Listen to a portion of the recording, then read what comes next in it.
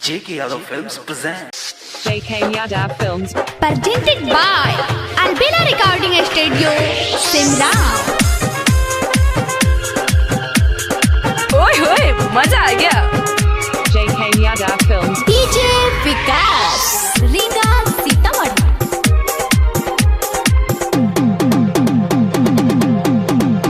हेगे जैसन मांग में वैसन देबो सारी, हेगे जैसन मांग में वैसन देबो सारी। छौरी गे चले ना बसवारी, हमरा संग चले ना बसवारी।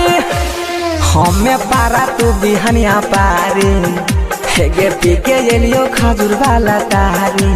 छौरी गे चले ना बसवारी, हमरा संग चले ना बसवारी। JK Yadav Films ओए होए मजा आ गया। JK Yadav Films DJ विकास रीगा सीतामढ़ी।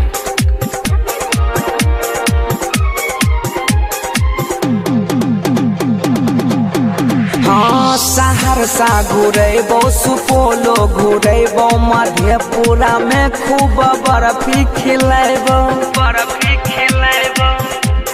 हाँ सहरसा घुरेबो, खगड़िया घुरेबो, करुआ मोर वाला खूब पेड़ा खिलेबो।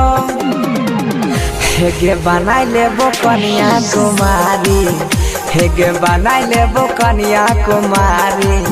छौरी गे चले ना बसवारी, हमरा संग चले ना बसवारी।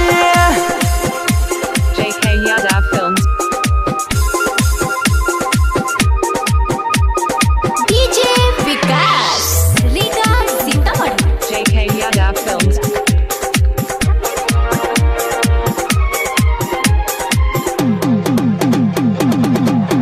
हाँ कोदी उठाइबो, पलंग पर सुताइबो, कान्हा पर चढ़ाई के पुरानिया देखाइबो। हाँ गोदी उठाइबो, पलंग पर सुताइबो, कान्हा पर चढ़ाई के मधेपुरा देखाइबो। आगे बेगूसराय में किन देबो गाड़ी, हेगे बेगूसराय में किन देबो गाड़ी। छौरी गे चले ना बसवारी, हमरा संग चले ना बसवारी।